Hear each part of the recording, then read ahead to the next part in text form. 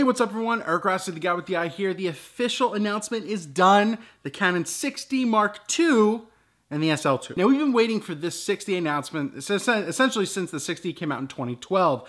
It was a very important camera for what it was. It came out, it bridged the gap between higher end SLRs and higher end full frame and gave a happy medium. Kind of like how the Nikon D610, and I'm even going to still say a little bit of a D750 was on the Nikon side of things.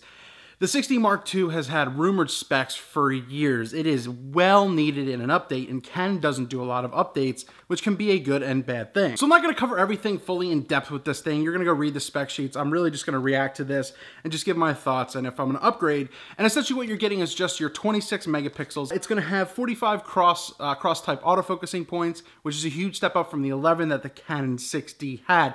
So it's definitely going to be a lot better. And one of the most important things is that it's going to have a flip out screen, like I'm looking at my Canon 80D right here, and it's going to have dual pixel AF, which is now going to be a common feature, and it's one of the top video autofocusing things on the market right now, in my opinion. Sony's not that far under, but the dual pixel is the most smooth with the way it does everything and catches up, and you go back, as long as you have a good lens for it, it's absolutely fantastic. The big thing here is the lack of 4K video, and that's going to upset a good amount of people.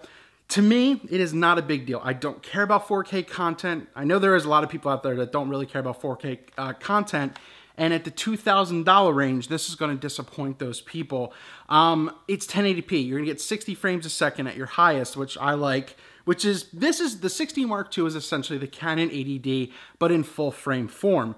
So that's what you're getting. You're going to get a thicker body, a better grip on this, bigger than the 80D. And that's what it is. So if you want 4K video, this is not for you. You still have to look other places.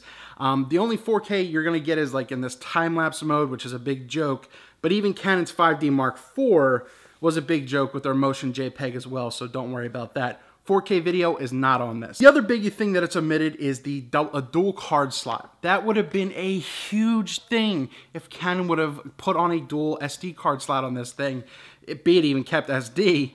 But they didn't. It's still the older, one slot one, so that's what you're getting. This will use the same battery, the LPE6 and the E6N, and really that's about it. You're getting a bump up in 6.5 frames per second, so this isn't going to be the fastest camera in the entire world, but this is a full frame version of the 80D. The 80D also has this weird red coloring that comes out of it as well, and you could try and fix it and everything like that, but you'll probably see it in this video.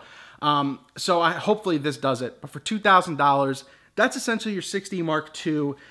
There was also the SL2 for like 550 bucks, 24 megapixels. Interestingly enough, full HD as well, and it will have dual pixel AF, just like the T7i, I think, whatever that came out. To me, one of Canon's last things that they put in here, which is interesting, and they also did the SL2, was 5-axis in-body image stabilization, which is kind of a selling point. It is digital. I really don't know how that's gonna work. But a lot of people said that dual pixel AF wasn't possible, and it was kind of a joke when it first came out, and it's pretty much tops on the market out there right now. So I'm interested to see what it is. I'm interested to see everything.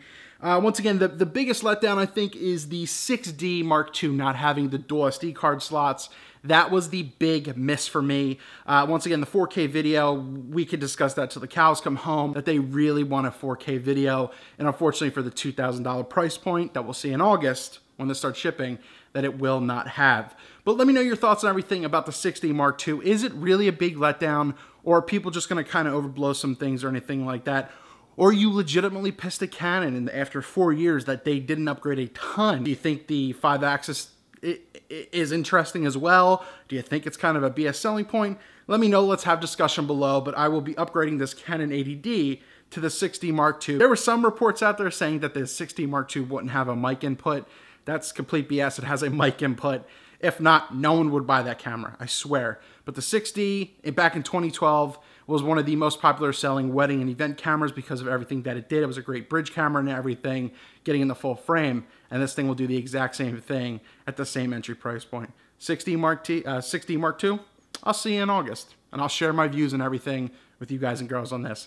Let's have a discussion below. Is the 60 Mark II a bust? Or is it just some of the omissions that are a little annoying? Let me know down below.